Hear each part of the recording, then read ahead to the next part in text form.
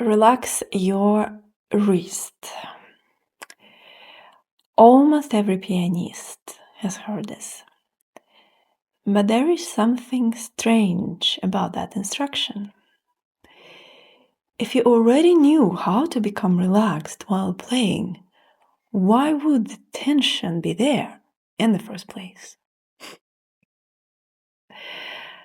So maybe the real question isn't how do I relax my wrist? Maybe it's why is my wrist holding in the first place? Hi, I'm Emma Luhmann. I'm a classical pianist and pedagogue, and for almost 30 years I've been exploring what happens before we play, what we hear, what we feel, and what we understand inside ourselves before it becomes movement and sound at the piano. And today I want to look at relaxation from that very perspective. Because I don't think relaxation is something we can simply tell the body to do. I think relaxation appears when the body no longer has a reason to hold. Let's start with the body first. Imagine that your hand needs to change direction, but your wrist stays fixed. Something has to resist that movement that creates tension. Or your hand needs to change position, but your elbow doesn't move. Now the other parts of the body start to compensate. Maybe the shoulder become much more involved and lifted. Maybe the forearm may become much more rigid. The fingers may start doing much more than they need to. So here telling yourself to relax doesn't really solve any problem. All the movements have to work together. The wrist follows the direction of the musical movement of the score. The elbow supports the change of the position. The hand can remain naturally closed instead of being held in a particular shape all the time. And of course, arm weight can pass through the body into the instrument instead of being replaced by local muscular force.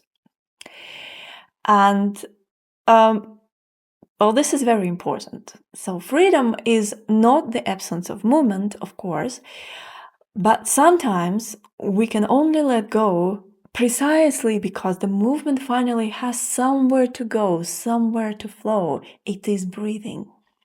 It's not static. So now this is where it becomes more interesting. Because a pianist can learn a very good wrist movement and still become very tense. So why? Because the body may know what to do while the musical intention is still unclear. What should this sound or note actually sound like? Where is it going? What is its quality? How does it connect to the next note? Which voice am I hearing? What is happening harmonically, dynamically, etc.? If these things are not clear inside us, in the mind, we're asking the body to produce something that we have not clearly imagined yet. And so something has to feel that uncertainty, and very often physical effort does. I try harder. The fingers press harder. I control the wrist. I try to create expression physically. So the tension appears in the body, but the problem may have begun much, much earlier. When I trace this backwards, I often find a chain something like this. I have not fully understood what is happening in the score. So my musical intention doesn't quite match it. That creates tension in the mind. Now, mental tension becomes physical tension, and physical tension creates forced movement, and eventually the sound suffers.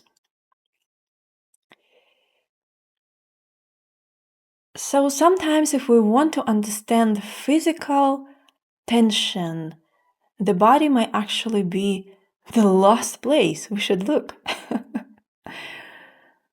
There is another strange thing here.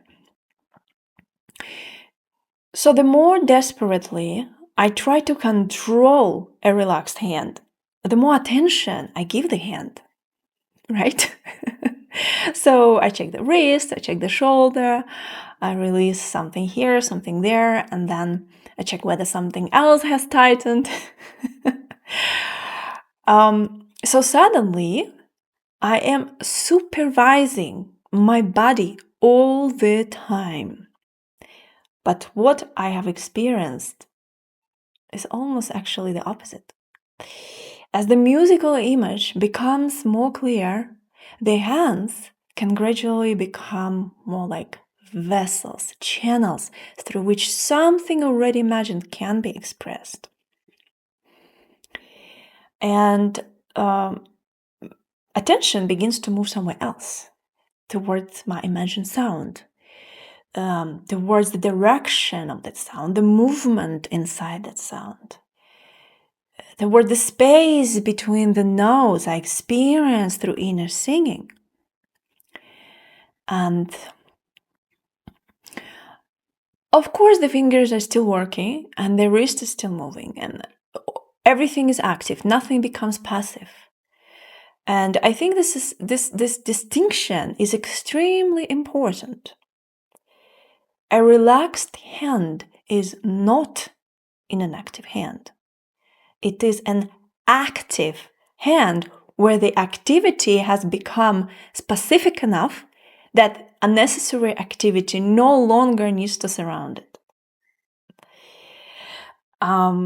So basically, I'm not looking for some general state of looseness. I'm actually looking for organization. That gives me freedom. So sound imagination activates my fingertips for the touch. Wrist and elbow movement prevent static holding. Inner singing organizes the connection between the notes. Arm weight passes into the instrument. So relaxation begins to appear inside that organization. And sometimes all of this can be in place, but body still tightens. The movement makes sense, the sound is vividly imagined, the inner singing is clear. And yet, something is still holding. Because not every tension begins with technique, and not every tension begins even with musical uncertainty. Maybe there was a performance that went badly, or a humiliating lesson, a fear of making another mistake, the feeling of being judged, and the constant need to prove that you are good enough. So these experiences can become attached to our piano playing, and then tension is no longer physical or even mental, it becomes emotional. For me, the answer is not to suppress that emotion. I would rather ask, what is the need underneath it? Maybe it's safety, acceptance, sense of peace. And then I can begin bringing that missing quality directly into the musical experience, into the sound I imagine, into the way I sing inwardly between the notes, into what I experience before the note is even played. And this changes the meaning of relaxation once again, because perhaps I'm not only learning how to release my wrist, perhaps I'm actually learning not to create that same emotional state every time my hands touch the piano. And this is very painful. So, how does the body actually become relaxed? I don't think there is one single action called relaxing or relaxation. The wrist becomes more free when its movement is aligned with the music. The hand becomes lighter when it no longer has to create through force or compensate. The mind becomes quieter when the musical intention is clear enough to guide the movement. And intention becomes less controlling when things, of course, already learned and you can finally trust and let go.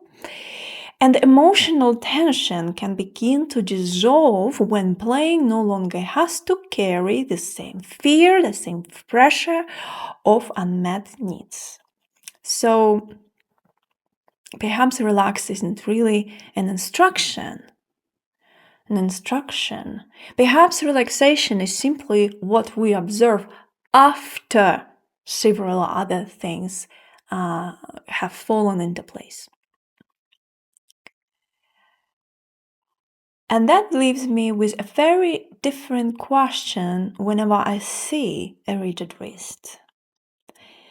Not how can I make this wrist relax, but what is this tension still being asked to do? And this is what I explore here.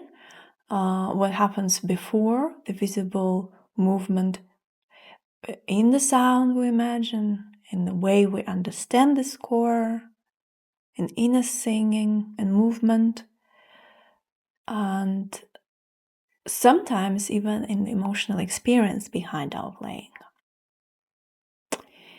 I'm Emma Luhmann, and if these questions interest you too, then I will see you in my next video.